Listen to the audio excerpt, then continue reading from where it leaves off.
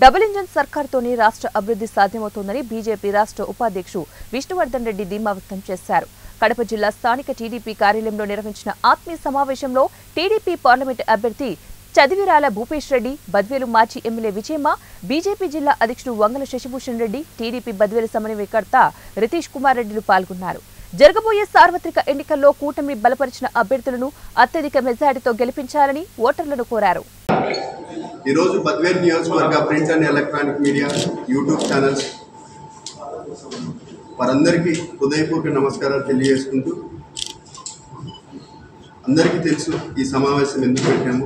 మే 13వ తేదీన జరగబోయే ఎన్నికలలో మేము ప్రచారము ఏ విధంగా సాగుతూ ఉంది, ఇక్కడ బీజేపీ అభ్యర్థి బొజ్జ రోషన్న గారు ఏ విధంగా నియోజకవర్గంలో తిరుగుతున్నారు, రానున్న రోజుల్లో ఖచ్చితంగా విజన్ ఉండే నాయకుడు చంద్రబాబు నాయుడు గారిని ముఖ్యమంత్రి చేసుకోవాలంటే ఖచ్చితంగా భారతీయ జనతా పార్టీ అభ్యర్థి బొజ్జ రోషన్న గారిని ఇక్కడ గెలిపించుకోవాలా ఖచ్చితంగా.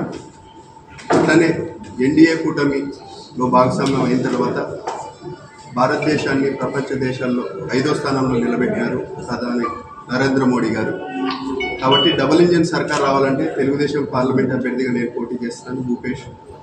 ఖచ్చితంగా మా ఇద్దరి గెలుపు కడప జిల్లాకు చాలా అవసరం. ఎందుకంటే 30 ఏళ్ల నుంచి ఒకటే కుటుంబం ఎంపీగా ఆధిపత్య పోరు కొనసాగిస్తూ ఉంది. ఈ ఆధిపత్య పోరుని మనం ఖచ్చితంగా గద్దెదించాలా.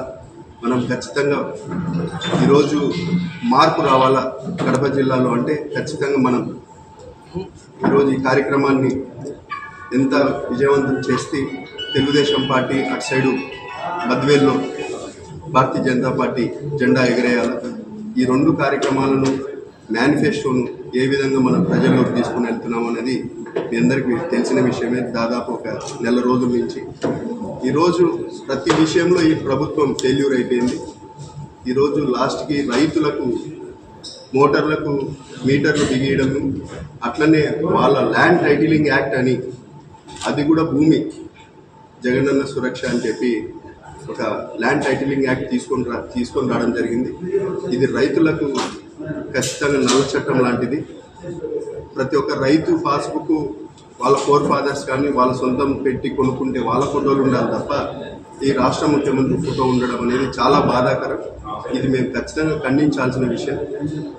ఎలక్షన్ మూమెంట్లో ఉన్నప్పుడు కూడా దాని చట్టాన్ని ముందుకు తీసుకొని వచ్చి దాన్ని అమలుపరచడం అనేది ఆయన నిరంకుశ పాలనకు, ఒక రాక్షస పాలనకు అద్దం పట్టినట్టుంది.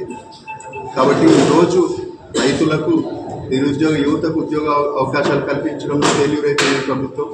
ఉన్న ఉద్యోగస్తులకు టయానికి జీతాలు ఇవ్వకుండా వాళ్ళని ఇబ్బంది పెడతా ఉంది. టోటల్గా పేద మధ్య తరగతి కుటుంబాలకు ఒక చేత్తో సంక్షేమం అంటూనే బటన్ నొక్కుతూ డబ్బులు ఇస్తున్నామని చెప్తూనే ఒక చేత్తో 1వ తేదీ వస్తానే కరెంటు బిల్లులు, బస్ ఛార్జీలు, పెట్రోల్ డీజిల్ రేట్లు, గ్యాస్ ధరలు, నిత్యావసర సరుకుల ధరలు ఏ విధంగా పెంచిన అంటే ప్రతి వర్గాన్ని ఈ ప్రభుత్వం పూర్తిగా విస్మరించింది. కాబట్టి మంచి రోజులు రావాలి ఆంధ్రప్రదేశ్ కంటే చంద్రబాబు నాయుడు గారు ముఖ్యమంత్రి కావాలా. చంద్రబాబు నాయుడు గారు ముఖ్యమంత్రి కావాలంటే ఇక్కడ భారతీయ జనతా పార్టీ అభ్యర్థి బొజ్జ రోషన్న గారు ఖచ్చితంగా గెలవాలి. అట్లనే నరేంద్ర మోడీ గారు మళ్ళా ప్రధానమంత్రి కావాలంటే కడప పార్లమెంట్ అభ్యర్థిగా చదివిరాల భూపేష్ రెడ్డి పోటీ చేస్తున్నారు. నాకు కూడా అవకాశం ఇచ్చి ఖచ్చితంగా తెలుగుదేశం జెండాను కడప పార్లమెంట్ నియోజకవర్గ స్థానంలో మనం గెలిపించుకోగలిగితే రేపు కడప పార్లమెంట్ గొంతుకై ఖచ్చితంగా సమస్యల మీద పోరాడి నాయకుడుగా కాకుండా సేవకుడుగా ఉంటానని కడప జిల్లా ప్రజలకు మరొకసారి తెలియజేస్తున్నాను.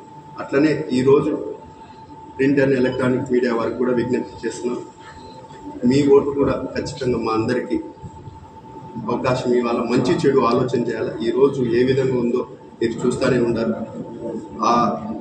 ఈ విషయాన్ని పూర్తిగా మీరందరూ దృష్టిలో పెట్టుకొని మాకు సహకరించి సాయం చేయాలని కూడా మిమ్మల్ని కూడా కోరుకుంటున్నాను. Thank you so much.